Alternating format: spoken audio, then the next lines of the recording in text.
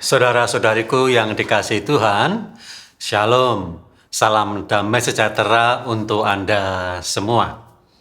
Selamat bertemu kembali dalam Renungan Harian Katolik. Setiap hari Minggu kita beribadat untuk memberi makan jiwa kita. Hari ini kita akan berbicara tentang roti hidup yang menjadi sumber kekuatan perjalanan hidup dan perjalanan jiwa kita. Hari ini kita diajak untuk merenungkan perjalanan jiwa kita seperti yang ada di dalam kitab pertama Raja-Raja bab 19 ayat 4 sampai dengan 8. Sekali peristiwa Elia masuk ke padang gurun sehari perjalanan jauhnya, lalu duduk di bawah pohon arar. Kemudian ia ingin mati. Mengapa? Karena ia ada dalam keadaan yang frustrasi. Kalau kita lihat konteksnya, setelah Elia mengalahkan nabi-nabi Baal, yang terjadi tidak ada perubahan apa-apa dalam hidup keimanan orang Israel. Dalam kerajaan tetap saja dewa Baal disembah. Bahkan Isabel, permaisuri Raja Ahab, berkata demikian, "Demikianlah Allah akan menghukum aku kalau pada saat yang sama besok aku tidak akan menemukan engkau hidup, engkau akan mati." Jadi Isabel betul-betul menginginkan kematian Elia. Karena frustrasi tidak ada perubahan dan bahkan dia diancam oleh Isabel sendiri, maka ia melarikan diri ke padang gurun 1 hari perjalanan. Kemudian dia ingin mati. Lalu apa yang terjadi? Ia tidur di bawah pohon arar dan berharap Allah mencabut nyawanya. Tetapi tidak demikian kehendak Allah. Ia mengutus malaikatnya dan meminta Elia makan roti dan minum air supaya dapat melakukan perjalanan. Dan setelah itu, karena roti dan minum itu, Elia melakukan perjalanan 40 hari 40 malam ke Gunung Horeb, Gunung Allah, di mana Allah bisa dijumpai. Perjalanan rohani yang hebat. Apakah itu hanya milik perjanjian lama? Tidak. Perjanjian baru juga kita temukan di dalam diri Tuhan kita Yesus Kristus. Kalau Elia makan roti malaikat sehingga bisa berjalan sampai ke Gunung Horeb, Gunung Allah, maka yang terjadi di dalam perjanjian baru sebaliknya. Justru Allah menjumpai umatnya dan memberikan roti kehidupan.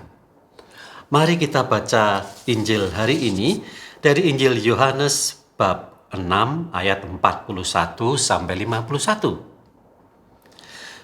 Sekali peristiwa bersungut-sungutlah orang Yahudi tentang Yesus karena ia telah mengatakan, "Akulah roti yang telah turun dari surga." Dan Yesus kemudian melanjutkan dengan pernyataan yang lebih terang. "Inilah roti yang turun dari surga. Siapa saja yang memakannya, ia tidak akan mati. Seperti Elia menghadap Allah dalam perjalanan dan ia tidak mati.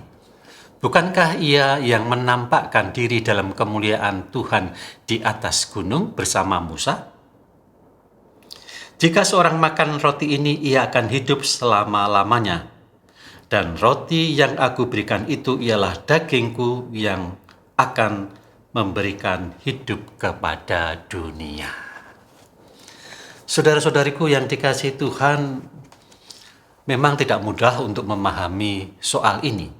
Perjalanan rohani dalam perjanjian lama menuju kehidupan bertemu dengan Allah.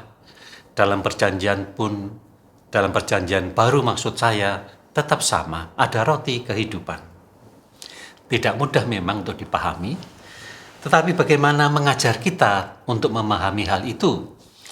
Maka saya mengajak Anda untuk membaca Katekismus Gereja Katolik artikel 50 yang berbunyi demikian. Dengan bantuan budi kodratinya, manusia dapat mengenal Allah dengan pasti dari segala karyanya. Namun masih ada lagi satu tata pengetahuan yang tidak dapat dicapai manusia dengan kekuatannya sendiri, yaitu wahyu ilahi. Roti kehidupan adalah wahyu ilahi yang tak mungkin didekati dengan tata pikiran manusia. Itulah wahyu. Kalau demikian, apakah kita tinggal menerima bodoh-bodoh saja? Terima saja, telan mentah-mentah? Tidak. Gereja mempunyai pepatah dalam bahasa Latin demikian. Fides quaerit intellectum. Iman itu selalu mencari pengertian. Maka gereja tidak pernah memisahkan filsafat dan teologi. Maka mari kita mengenali Injil bukan sebagai doktrin, tetapi sebagai suatu tawaran keselamatan. Mari kita menerima sakramen Maha Kudus bukan sebagai sebuah doktrin, tetapi sebuah pengalaman iman, baik dalam perjanjian lama maupun dalam perjanjian baru. Maka benar kata Yesus dalam ayat 44 yang berbunyi demikian. Tidak ada seorang pun yang dapat datang kepadaku jikalau ia tidak ditarik oleh Bapa yang mengutus aku, dan ia akan kubangkitkan pada akhir zaman. Fides quaerit intellectum. Shalom.